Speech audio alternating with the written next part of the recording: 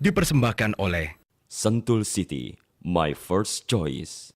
Salam jumpa pemirsa, senang sekali kami bisa kembali hadir di hadapan Anda dalam Healthy Living, sebuah talk show mengenai panduan gaya hidup yang sehat. Nah, saya percaya sebagai orang tua pasti menginginkan yang terbaik buat putra-putrinya, khususnya untuk perkembangan baik mental maupun fisik. Nah, hari ini saya akan mengundang Anda untuk mengikuti perbincangan kami dengan tema pengaruh lingkungan terhadap kepribadian anak. Dan sudah hadir bersama kami psikolog Naomi Tobing. Apa kabar Mbak Naomi? Baik Mbak Olga. Waduh, senang sekali nih bisa meluangkan waktu untuk berbagi informasi bersama kita.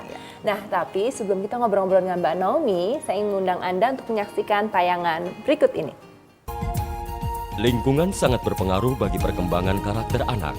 Bila anak berada pada lingkungan yang baik, maka akan dapat memberikan pengaruh yang baik pula bagi perkembangan karakter anak. Orang tua harus jeli dan pintar-pintar memilih lingkungan yang baik bagi anak, karena akan menentukan perkembangan karakter anak. Lingkungan yang padat, penuh dengan polusi dan minimnya fasilitas bagi anak, akan memberikan dampak negatif pada anak, sehingga kepribadiannya akan tumbuh tidak sehat. Sementara itu, lingkungan yang asri, sehat, segar, nyaman dan penuh dengan fasilitas pendukung akan membuat kepribadian yang lebih positif bagi anak. Nah, pemirsa, bicara soal pengaruh lingkungan terhadap kepribadian anak, mungkin awalnya saya ingin nanya dulu nih sama Mbak Naomi. Sebetulnya perkembangan kepribadian itu yang paling penting diawasi itu dari usia berapa sampai berapa? Dari usia 0 sampai 5 tahun itu penting banget buat anak karena otak lagi menyerap banyak informasi seperti sponge. Jadi dia apapun yang diberikan itu diserap oleh otak anak. Langsung diserap, itu 0 sampai 5 tahun. Ada juga yang mengatakan bahwa kalau bicara soal polusi, kemudian padat atau ruangan yang sempit dan sebagainya itu mungkin mengurangi seorang anak untuk beraktivitas fisik. Jadi pengaruhnya hanya pada fisik. Tapi sebetulnya betul nggak sih pengaruhnya hanya pada fisik? Enggak sih ya, secara mental juga berpengaruh gitu. Gimana dia mau belajar di rumah dengan fokus gitu kalau misalnya lingkungannya bising atau polusi gitu. Gimana dia bisa bernafas dengan baik. Sementara kan kalau udara itu yang dimasukin ke dalam tubuh berpengaruh ya kepada kesehatan. Gimana dia mau berprestasi kalau tubuhnya sendiri nggak sehat gitu. Jadi lingkungan yang nyaman, yang udara yang sehat itu penting buat kualitas hidup si anak itu sendiri. Terus ada juga, walaupun jarang sekali di Indonesia, ada juga keluarga yang senang membawa anak-anaknya untuk mengenal alam gitu ya. Katakan mengunjungi hutan gitu ya, hutan lindung dan sebagainya. Itu pengaruhnya seperti apa ya pada anak-anak? Sementara hutan lindung seperti itu kan ada ya bahan pelajaran di sekolah, dia akan jauh lebih mudah menyerap karena dia melihat prakteknya sendiri. Oh ini pohon ini, gunung ini bentuknya seperti ini. Jadi dia dengan mata kepalanya sendiri menangkap itu gitu. Tapi banyak orang tua yang khawatir nih kalau anaknya dibawa ke gunung nanti kenapa-napa gitu ya. Tapi sebetulnya nggak perlu ya, manfaatnya jauh lebih baik ya. Orang tua sekarang emang gitu ya, gampang khawatir sampai akhirnya membuat anaknya ya udah di rumah aja nggak usah gitu ya, ngapa-ngapain. Padahal anak tuh harus mengeksplor dirinya gitu, dia harus mengenal alam, merasakan sendiri oh lingkungan hijau seperti ini, bunga seperti ini, berlari di luar itu seperti ini. Kena gitu. tanah tuh nggak apa-apa Nggak lah ya. apa-apa, justru dari situ dia belajar. Memanfaatkan waktu bersama orang tua dalam rekreasi, itu pengaruh nggak sih terhadap kepribadian seorang anak? Orang tua itu atau keluarga sendiri itu adalah dasarnya gitu. Ketika hubungan dengan orang tua atau keluarga itu sudah lekat, dia bisa jadi benteng untuk pengaruh-pengaruh buruk dari luar. Jadi luangkanlah waktu dengan anak, misalnya rekreasilah seminggu sekali gitu. Bukan cuma nonton depan TV gitu, tapi misalnya jalan pagi di luar atau ke taman bermain di luar dengan anak. Anak merasakan bonding time yang menyenangkan dengan orang tuanya. Hubungan pun lagi jadi jauh lebih baik, jadi lebih positif. Jadi itu satu yang penting ya. Satu penting yang penting banget. Dan khususnya usia berapa saja, kalau 0 sampai 5 adalah yang terbaik. Tapi kemudian fase berikutnya apa yang paling harus diperhatikan? Sebenarnya kalau untuk kelekatan dengan keluarga sendiri, itu seiring perkembangan usia sih tetap harus dijaga. Jadi bukan cuma pas balita, pas remaja, apalagi ketika anak remaja mencari identitas diri, itu orang tua penting untuk mendampingi mereka gitu. Jadi saya kira sih dari usia 0 sampai dewasa sih penting ya kelekatan itu, waktu berkumpul dengan keluarga, waktu menghabiskan waktu bersama, itu penting sekali. Kalau gitu sebelum kita akhiri perbincangan kita, mungkin kalau boleh dirumuskan, lingkungan paling ideal untuk seorang anak adalah seperti apa? Lingkungan ideal itu adalah lingkungan yang punya ruang hijau yang banyak gitu. Ya. Jadi anak bisa bermain di luar tanpa orang tua perlu khawatir Ya. bisa merasakan alam dengan baik. Lalu punya sarana yang lengkap, sarana olahraga, rekreasi, bermain, pendidikan. Jadi untuk akses ke sana pun mudah. Orang tua Betul, tidak perlu khawatir juga gitu. Bebas polusi, suara Iya. maupun udara juga. Nah, iya, gitu ya. supaya anak juga tidak stres ketika belajar Ya, gitu. dan ini pengaruhnya akan sangat besar pada kehidupannya setelah dewasa nanti Iya, ya. benar sekali. Itu banyak sekali pengaruhnya. Oke, terima kasih sekali karena ini satu informasi yang baru buat saya, karena biasanya bicara soal lingkungan tuh orang bicara soal perkembangan fisik, Iya. tapi ternyata mengaruhi mental dan juga kepribadiannya. Iya, benar sekali. Terima kasih sekali Mbak Iya, Naomi atas sama-sama. informasinya. Nah, pemirsa, itulah perbincangan kami seputar pengaruh lingkungan terhadap perkembangan kepribadian seorang anak. Nah, setelah yang satu ini, saya punya informasi yang gak kalah pentingnya. Jadi jangan kemana-mana.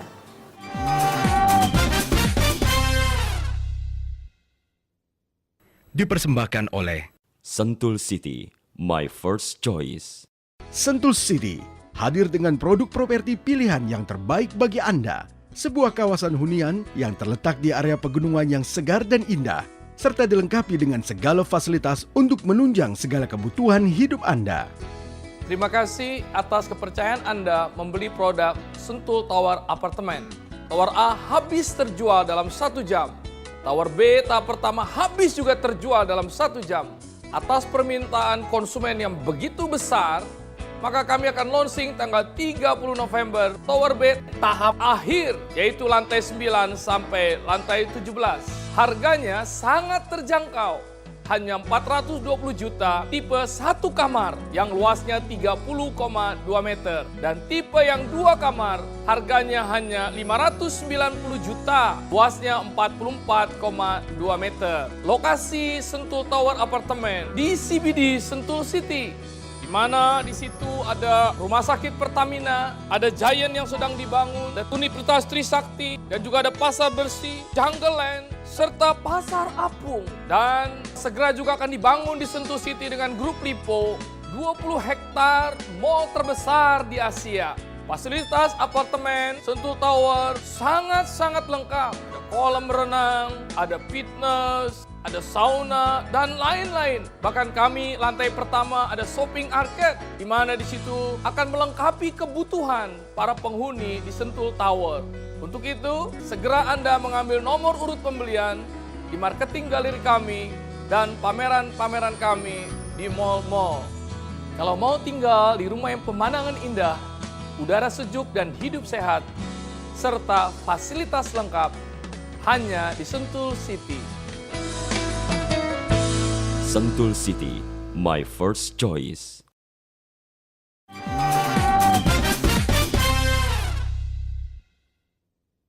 Dipersembahkan oleh Sentul City, my first choice. Pemirsa, kembali lagi bersama kami dalam Healthy Living. Dan hari ini saya semangat banget karena saya didampingi oleh teman saya yang cantik. Dia adalah seorang dokter olahraga, Dr. Sofia Hage. Apa kabar, Sof? Baik. Waduh, hari Apa kabar, ini Olga? baik banget. Hari ini saya mau ngobrol-ngobrol soal jogging. Saya yakin bisa di rumah pasti banyak juga yang melakukan olahraga jogging atau mungkin baru mulai merencanakan untuk jogging. Baru mau mulai. Baru mau mulai. Tapi sebelum ngobrol-ngobrol dengan Dr. Sofi, nah saya mengundang pemirsa untuk menyaksikan tayangan berikut ini. Salah satu olahraga yang murah meriah dan banyak disukai adalah jogging. Jogging bisa dilakukan di mana saja, di sekitar rumah, jogging track, hingga ke jalan besar sambil melewatkan liburan saat weekend. Jogging tentu memberi banyak manfaat bagi yang melakukannya. Untuk itu, bagi yang merasa bosan dengan olahraga lain, bisa memilih jogging sebagai olahraga yang rutin untuk dilakukan. Jogging bisa dilakukan secara individual maupun berkelompok. Misalnya dilakukan secara bersama-sama dalam sebuah keluarga.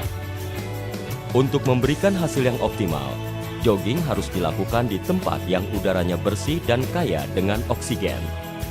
Karena jika dilakukan di tempat yang berpolusi, bukan kesehatan yang didapatkan, namun justru masuknya zat-zat merugikan ke dalam tubuh kita. Saya percaya semua orang pasti pengennya sehat. Nah, salah satu cara untuk mendapatkan kesehatan yang baik adalah berolahraga. Jogging ini merupakan salah satu pilihan. Tapi saya pengen nanya juga nih, Sof, sebenarnya jogging itu definisinya seperti apa sih? Karena ada lari, ada jogging, ada jalan gitu. Definisinya seperti apa? Ya, jadi yang kita bilang sebagai jogging itu sebenarnya olahraga yang dominan aerobik Iya. yang berintensitas sedang. Jadi bukan rendah, bukan tinggi, tapi intensitasnya sedang. Jadi misalkan kalau dibandingkan dengan jalan kaki ini ada di golongan olahraga aerobik yang intensitasnya rendah. Nah, kemudian kalau jogging ada di olahraga aerobik yang intensitas sedang. Kalau lari, olahraga aerobik yang sifatnya intensitas tinggi. Oh, menentukan Begitu. intensitasnya itu dari mana ya? Nah, ada beberapa cara. Yang paling objektif adalah dengan denyut nadi. Jadi denyut nadi bisa kita hitung dengan jari atau kalau misalkan punya alat monitor bisa dilihat, langsung dilihat. Nah, apabila sebuah olahraga itu dikatakan intensitas sedang, bila dia berada di antara rentang denyut nadi 65% sampai 85% dari denyut nadi maksimal. Denyut nadi maksimal ini semua orang sama kah? Berbeda. Jadi denyut nadi maksimal ini harus dihitung berdasarkan usia. Nah, jadi rumusnya 220 dikurangi usia.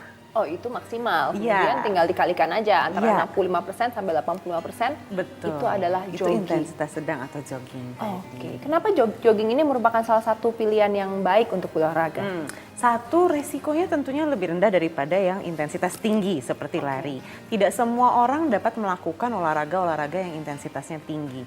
Contohnya pada beberapa orang dengan misalkan keluhan jantung atau penyakit diabetes, ada rambu-rambu tertentu ketika dia ingin melakukan intensitas tinggi. Tapi ketika dia melakukan intensitas sedang, aman. Atau intensitas rendah, aman. Jadi tidak terlalu masalah buat orang-orang yang sudah ada gangguan kesehatan. Itu satu. Kemudian kedua, manfaat kesehatan pun tetap didapat atau tetap diperoleh oleh orangnya. Jadi tentunya orang-orang yang aktif atau orang-orang yang rajin olahraga akan mengalami penurunan resiko sebanyak 50% terhadap penyakit jantung. Oke, tinggi juga ya. Betul, sangat tinggi justru. Dan kemudian juga akan menurun resiko terkena penyakit diabetes. Oh, gitu juga menurun juga Iya, ya? juga akan menurun. Jadi manfaat kesehatan ini dapat akan semakin banyak. Semakin banyak. Nah, supaya kita bisa mendapatkan manfaat kesehatan yang optimal kalau kita berjogging, apa aja sih persiapannya sebetulnya? Nah, kalau kita bicara olahraga nih harus ada pemanasan dulu sebelumnya. Nah, pemanasan ini biasanya suka disepelekan oleh orang-orang. Saya nggak perlu pemanasan. Pengennya langsung. Pengennya langsung. Lari. Nah, terus habis itu kram gitu Kayak kan. road runner ya. Jadi pemanasan itu sangat penting. Jadi biasanya sempatkan 5 sampai 10 menit sebelum kita mulai jogging untuk mulai jalan kaki dulu, untuk meningkatkan denyut nadinya, untuk menghangatkan badannya. Kemudian jangan lupa stretching atau peregangan. Oh, stretching itu perlu juga. Penting, betul. Untuk mencegah cedera apalagi. Supaya nggak gampang terkilir, nggak gampang tertarik ototnya. Otot mana aja yang perlu di-stretch? Semua. Meskipun kita kalau lari yang lebih banyak dipakai adalah kaki, tapi bukan berarti bahwa kita tidak stretching dari atas sampai bawah. Karena ketika kita sedang jalan atau jogging atau lari kan kita sebenarnya menggerakkan seluruh alat gerak kita. Jadi otot-otot tetap aktif sehingga kita tetap harus stretching dari atas sampai bawah. Semua. Jadi harus Betul. stretching, kemudian butuh 5 sampai 10 menit Untuk pemanasan. pemanasan, stretchingnya jangan lupa ditahan 10 sampai 15 hitungan. Biasanya orang-orang tuh stretchingnya nggak cukup. Selesai. Aduh, 2 detik selesai gitu kan. Nggak dapat manfaatnya. Jadi daripada udah capek-capek stretching terus manfaatnya nggak dapat, panjangin dikit 10 sampai 15. Walaupun udah jungkir balik jadi percuma ya. Percuma. Gitu. Nah, baru sesudah pemanasan, stretching, baru boleh mulai jogging. Kemudian jogging, sesudah selesai jogging pun jangan langsung tiba-tiba berhenti. Tetap kembali lagi cooling down dulu, pendinginan. Lama pendinginan. Nah, pemanasan dan pendinginan ini kurang lebih 5 sampai 10 menit masing-masing ya. Jadi pemanasan 5 sampai 10 menit, pendinginan 5 sampai 10 menit. Tapi Dok, banyak orang yang melakukan jogging di kota-kota besar, ada juga yang sampai pergi ke pegunungan gitu. Seberapa perlu sih kita pergi mencari udara segar? Kan olahraga itu kan manfaatnya juga tinggi sebetulnya. Ya, betul. Memang olahraga itu akan satu mempertahankan kebugaran, dua meningkatkan kesehatan, tetapi kualitas udara yang kita hirup itu juga sangat penting sebenarnya. Penting sekali Betul. ya. Seberapa penting sih dok kualitas udara ini? Nah, berdasarkan penelitian, orang-orang yang satu perokok pasif atau tinggal di kota besar dan menghirup udara yang penuh polusi, resiko terkena penyakit paru kronis itu lebih tinggi daripada lebih tinggi daripada orang-orang yang menghirup udara segar. Jadi udara bersih ini sangat penting karena apabila dia menghirup udara yang penuh polusi, kemudian kesehatan paru-parunya akan terganggu. Sudah mulai timbul gangguan sebenarnya. Begitu. Dan akhirnya akan ada keluhan, misalkan lebih mudah sesak atau kemudian tidak tahan lari lama dan sebagainya. Oke, jadi pengaruh juga lokasi kita melakukan jogging ya. Betul. Kita harus memilih dengan baik yang udaranya segar supaya manfaat olahraganya bisa betul-betul optimal. Betul. Gitu ya. Waduh, terima kasih sekali nih dok. Saya yakin banyak informasi yang bisa diambil oleh pemirsa khususnya yang mau mulai jogging. Bisa mulai nih hari Minggu ini, langsung aja coba lari-lari kecil ya untuk Mulai jogging. setengah jam dulu aja dulu. Oke, baiklah. Terima kasih ya Sofia sudah Sama-sama, berbagi informasi Uda. bersama kita dan pemirsa. Setelah yang satu ini, kita akan kembali lagi dengan informasi yang tidak kalah menariknya.